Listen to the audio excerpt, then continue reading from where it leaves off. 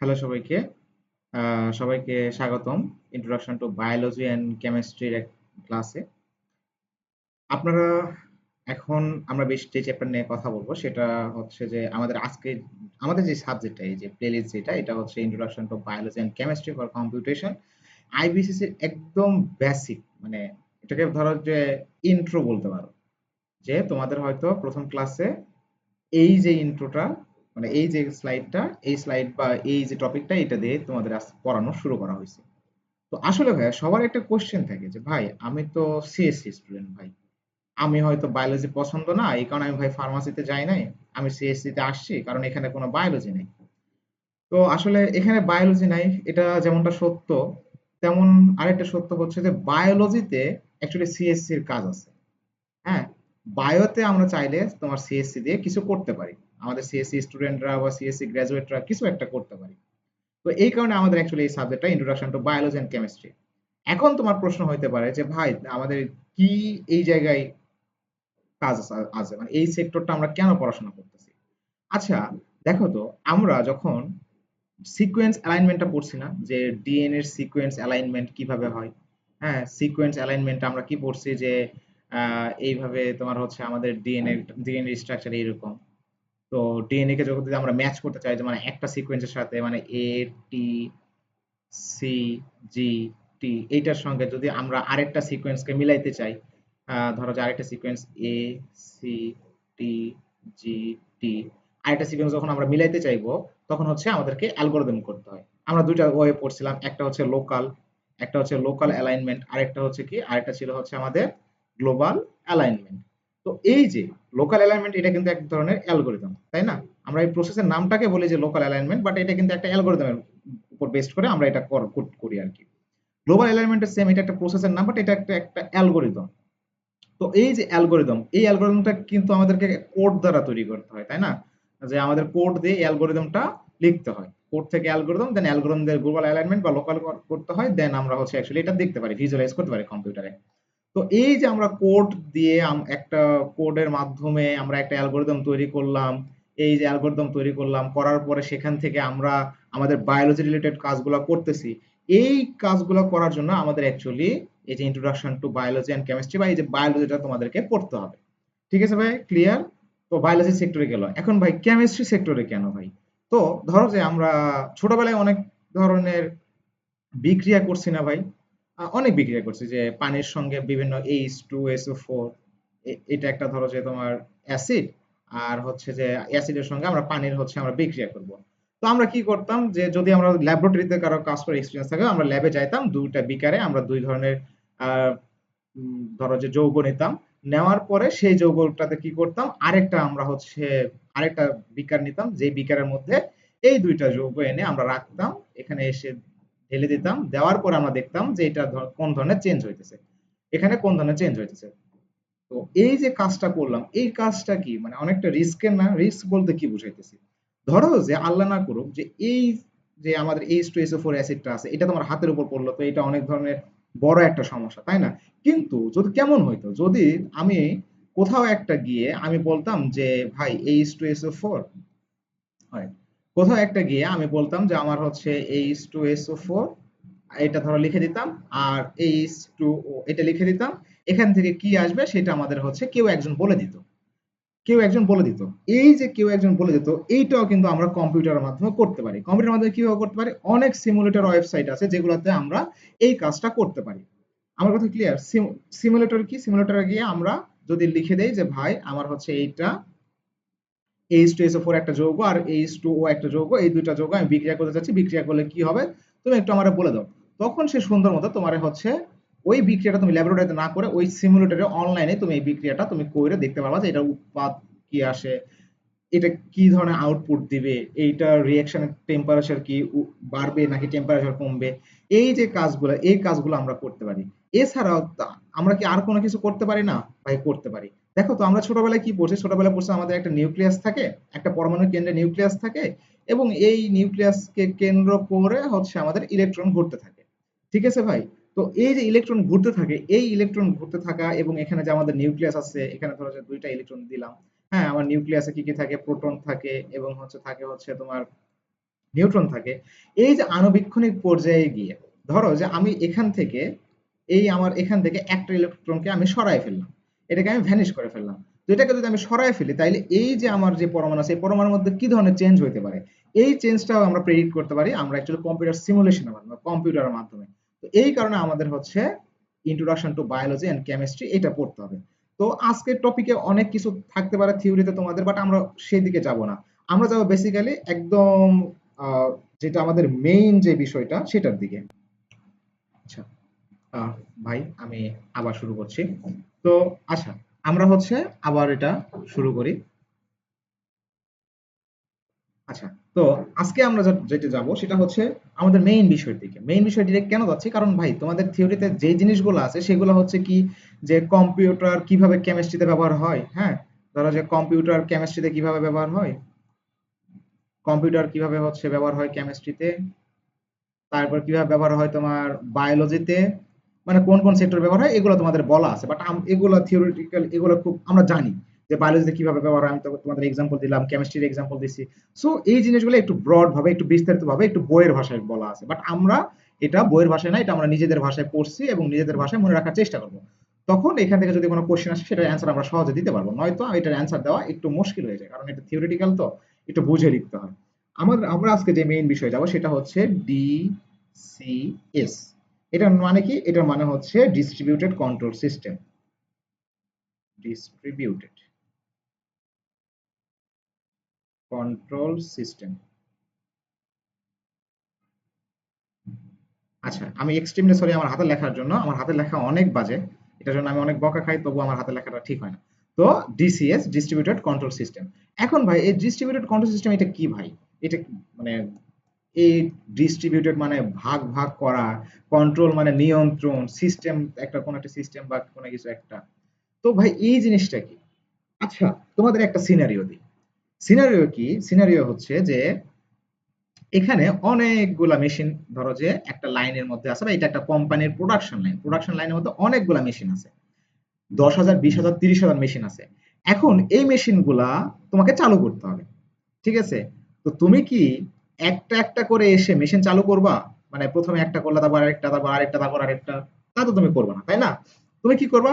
তুমি সহজে যেটা মানে সহজ উপায় যেটা হয়, ধরো যে এক টাইপের যে কোনো এক, ধরো যে এটা এক্স নামক মেশিন, এটা এক্স নামক মেশিন, বা ধরো যে এক্স বলতে আমরা ধরো একটা ফ্যান বোঝাইতেছি। তো ফ্যানের সবগুলো ফ্যানের সুইচ এক জায়গায় করলাম, হ্যাঁ, তারপরে ধরো যে আছে কি লাইট আছে, তারপর কি করলাম সবগুলো লাইটের সুইচ এক জায়গায় করলাম। তারপরে আছে ধরো যে আরেকটা আছে এসি আছে, সবগুলো এসির সুইচ এক জায়গায় করলাম। তো এবং যতগুলো মেশিনারিজ আছে সবগুলো মেশিনারিজের সুইচ এক জায়গায় করলাম। করার পর দেখো তো আমি যদি এখানে একটা কম্পিউটার বসায় দেই, হ্যাঁ, এখানে আমরা একটা কম্পিউটার বসায় দিলাম। যে কম্পিউটার থেকে আমরা যদি মানে আমাদের একটা সফটওয়্যার থাকবে, যে কম্পিউটারের মধ্যে সফটওয়্যার থাকবে, সেই সফটওয়্যারের মধ্যে গিয়ে আমাদের লাইট অনের অপশন আছে, তারপরে ফ্যান অনের অপশন আছে, তারপরে এসি অনের অপশন আছে। এই সবগুলোকে আমরা একটা করে টিক চিহ্ন দিয়ে দিলে আমাদের সবগুলো কাজ মানে সবগুলা মেশিন আমার চালু হয়ে যাবে। তো এইটা আমাদের জন্য একটা গুড প্রসেস, কিন্তু তাই না? এটা আমাদের একটা কি প্রসেস? এটা আমাদের জন্য একটা গুড প্রসেস। তো এটাই হচ্ছে distributed control system. Distributed control সিস্টেমকে যদি আমরা মানে নিজের ভাষায় তোমাকে বুঝাইতে চাই, আমার ভাষায় যদি আমি তোমাকে বুঝাইতে চাই, এটা হচ্ছে ডিস্ট্রিবিউটেড কন্ট্রোল সিস্টেম। ওকে, এখন এই ডিস্ট্রিবিউটেড কন্ট্রোল সিস্টেমকে আমরা ধরো যে এটাতে কি কি থাকে দেখো, এটাতে তাইলে কি কি থাকে? একটা সফটওয়্যার থাকে, সফটওয়্যার থাকে, আর হচ্ছে হার্ডওয়্যার থাকে, হার্ডওয়্যার থাকে, হার্ডওয়্যার থাকে।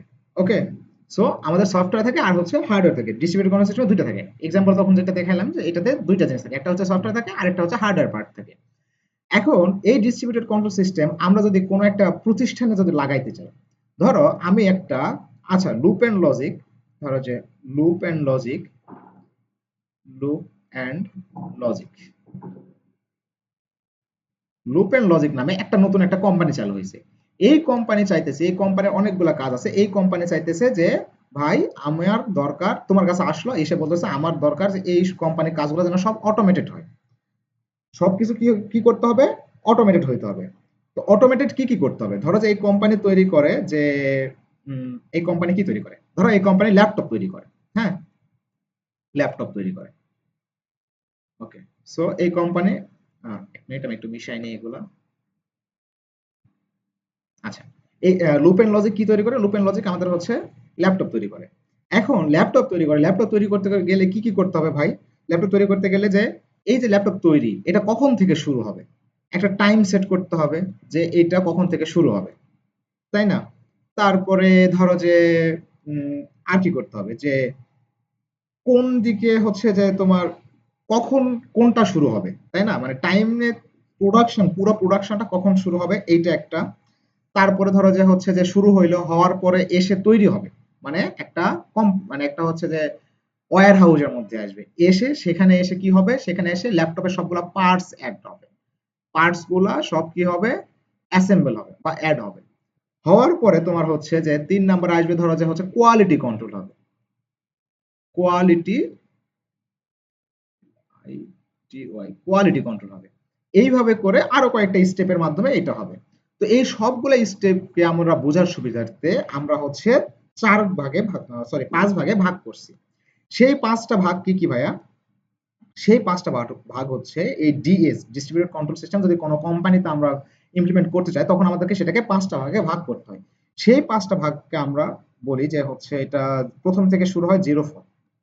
আচ্ছা, আমি একটু ক্লিয়ার করে লিখি, এটা তোমরা একটু নোট করবা, এন্ড এটা আমি আবার পরে আবার ভালো করে বুঝাই দিচ্ছি। প্রোডাকশন স্কেডিউলিং,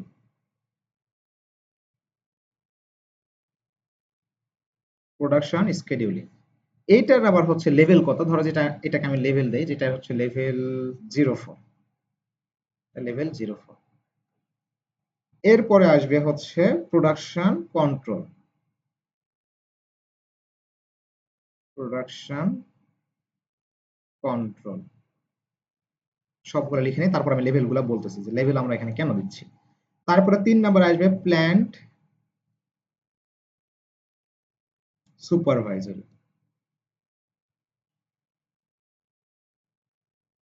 সুপারভাইজারি 4 নাম্বারে আসবে আমাদের ডিরেক্ট কন্ট্রোল,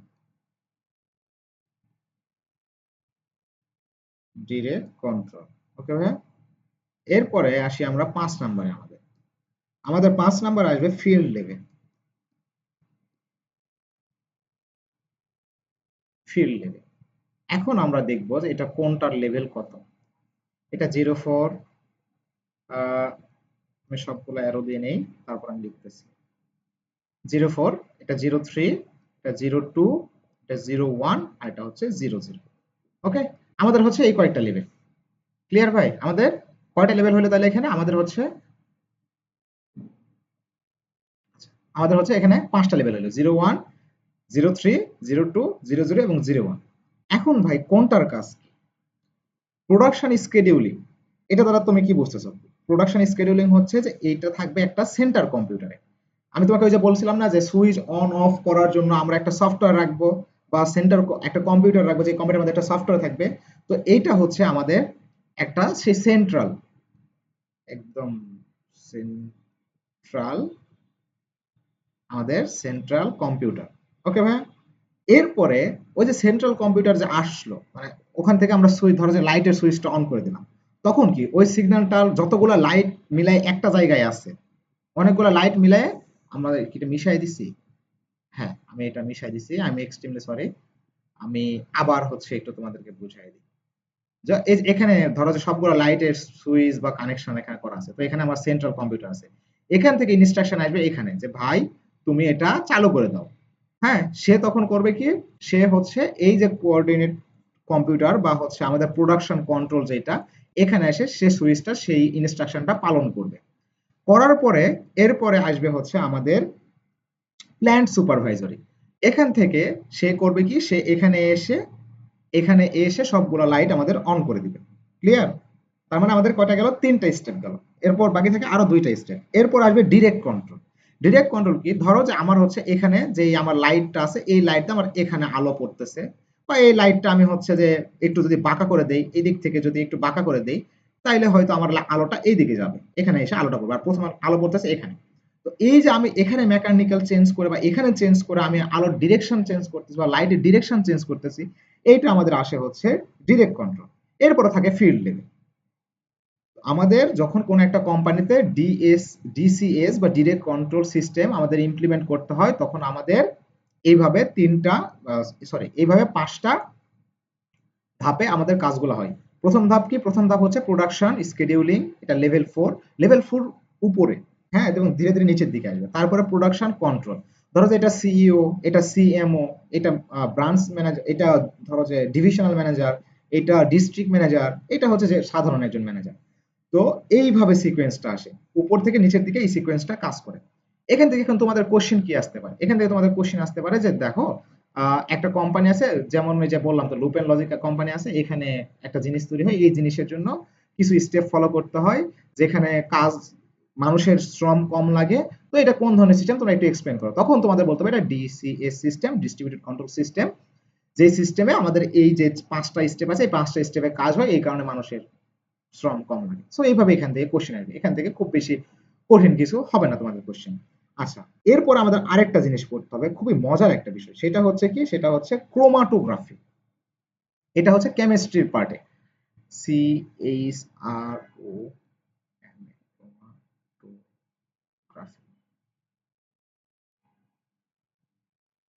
ক্রোমাটোগ্রাফি। এখন এই ক্রোমাটোগ্রাফি, এটা মানে কি?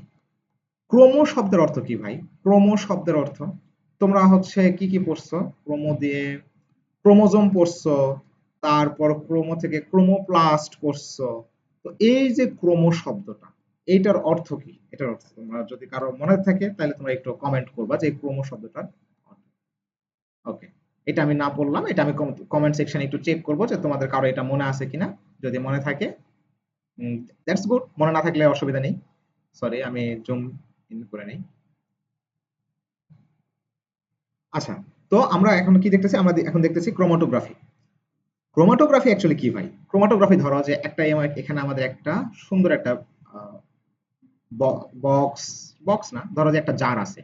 এই জারের মধ্যে আমাদের পানি আছে, হ্যাঁ, ধরো এইভাবে পানির কণাগুলা এরকম ভাবে পানি আছে, এবং এর সঙ্গে সঙ্গে আমাদের লবণ মেশানো আছে। এখন তো রমজানের সময়, আমি এটা যখন রেকর্ড করতেছি তখন পয়লা রমজান। তো লবণ মেশানো আছে, লবণ পানি তুমি খাবা, রমজানে চিনিও আছে মনে করো, ধরো। বাট আমরা এখন বেশি কমপ্লেক্সে না যাই, আমরা সহজভাবে তোমাদেরকে বুঝাই দিই। লবণ আছে আর কি আছে? পানি আছে। এখন তোমার মনে হইলো যে এই লবণ এবং পানিকে তোমার আলাদা করতে হবে। মুশকিল একটা কাজ ভাই, লবণ এবং পানি তো মিশাই ফেলছে, কিভাবে আলাদা করবো? তোমরা হয়তো কেমিস্ট্রিতে পড়ে আসছো, বাট মুশকিল, তাই না? তো এই যে মুশকিল কাজটা, এই মুশকিল কাজটা করে হচ্ছে আমাদের বেসিক্যালি ক্রোমাটোগ্রাফি। এই মুশকিল কাজের ক্রোমাটোগ্রাফির তার মানে কাজ কি? ক্রোমাটোগ্রাফির কাজ হচ্ছে কোনো একটা মিক্সার থেকে, এই মিক্সার থেকে, ধরো যে এই মিক্সার থেকে আমরা বের করে নিয়ে আসবো, এগুলো আমরা কি বলছি? এগুলো আমরা বলছি হচ্ছে চিনির কণা, এবং আমাদের যে পানির কণা আছে আলাদা করবো, বা চিনির কণাটা আলাদা করে বের করে নেব। এটা হচ্ছে আমাদের অ্যাকচুয়ালি ক্রোমাটোগ্রাফি। ক্রোমাটোগ্রাফি হচ্ছে এইটাই ডেফিনেশন। ঠিক আছে ভাই? এখন এই ক্রোমাটোগ্রাফি আমাদের কয়েকটা স্টেপে হয়, 2টা স্টেপে। একটা স্টেপ হচ্ছে স্টেশনারি ফেজ,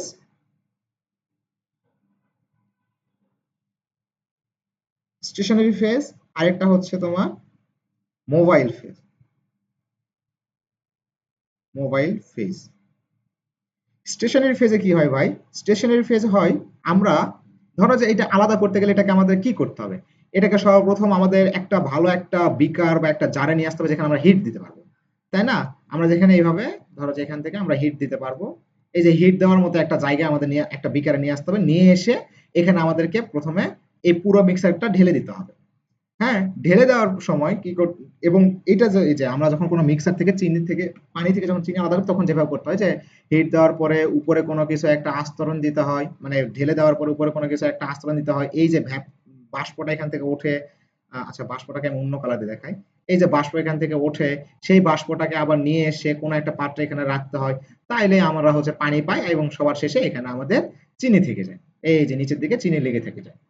এই যে স্টেশনের ফেজ হচ্ছে, আমি এই যে এখানে তোমার এই মিক্সারটাকে ঢেলে দিলাম, দেওয়ার পরে এখান থেকে আবার হচ্ছে এই বাষ্পটা বের করে দিলাম, মানে আমরা যেটা আলাদা করতে চাচ্ছি, এই যে ঢেলে দেওয়া এবং বের করে নেওয়া, এটাকে আমরা স্টেশনারি ফেজ। এবং মোবাইল ফেজের মধ্যে কি হয়? মোবাইল ফেজের মাধ্যমে বিভিন্ন প্রক্রিয়ার মাধ্যমে মোবাইল ফেজে এই যে এখানে আমরা হিট দিচ্ছি, যেমন এই আমার যেই মিশ্রণটা আছে, এই মিশ্রণের ক্ষেত্রে আমাদের হিট দিয়ে আলাদা করতে হচ্ছে, অন্য অন্য মিশ্রণ হয়তো অন্য প্রক্রিয়ায় করতে হয়। তো ওই যে প্রক্রিয়ার মাধ্যমে করতে হয় সেটা হচ্ছে অ্যাকচুয়ালি মোবাইল ফেস। সো এখানে ক্রোমাটোগ্রাফি তার মানে কি, ক্রোমাটোগ্রাফি হচ্ছে মিক্সার থেকে বিভিন্ন এলিমেন্ট আলাদা করার একটা বিষয়। এটাই ছিল তোমাদের actually introduction to biology and chemistry যে পার্টটা আছে, এই পার্টের যে ইম্পর্টেন্ট টপিকগুলো সেটা আলোচনার বিষয়। এছাড়া যে থিওরি পার্টগুলো আছে এগুলোতে পড়ার কিছু না, তুমি যদি একবার রিডিং পড়ে যাও তোমার হয়ে যাবে। আর তোমরা হচ্ছে অবশ্যই অবশ্যই এই যে ক্রোমাটোগ্রাফি আছে, ক্রোমাটোগ্রাফিটা এইভাবে যখন তোমাদের অ্যান্সার করবা তখন স্টেশনারি ফেজ এবং মোবাইল ফেজ দুটো মেনশন করে অ্যান্সার করবা। একই লগে ডিসিএস ডিস্ট্রিবিউটেড কন্ট্রোল সিস্টেম, এটা যখন তোমরা অ্যান্সার করবা এটাতেও তোমাদের অ্যান্সার করার সময় এই যে লেভেলগুলো তোমরা একটু মেনশন করবা, যে লেভেল 4 এ প্রোডাকশন স্কেডিউলিং হয়, level 2 A plant supervisory, level 1 a direct control, level 4 এ 0 তে হয় ফিল্ড লেভেল। এগুলা মেনশন করে কোশ্চেন করবা। তো আজকে আমাদের এইটুকুই ছিল। থ্যাংক ইউ সবাইকে। আর তোমাদের কোনো কোশ্চেন থাকলে তোমরা কমেন্ট সেকশনে জানাইতে পারো। আমি কমেন্ট সেকশন চেক করি সব সময়, তোমাদের কোশ্চেনে অ্যান্সার দেওয়ার চেষ্টা করবো। এবং যদি এমন হয় যে কোনো একটা কমেন্ট কমেন্ট সেটা আমার লিখে বোঝানো তোমাদের সম্ভব না, টেক্সট করে বোঝানো সম্ভব না, আমি আবার আলাদা করে তোমাদেরকে একটা ভিডিও দিয়ে দিব। থ্যাংক ইউ সবাইকে।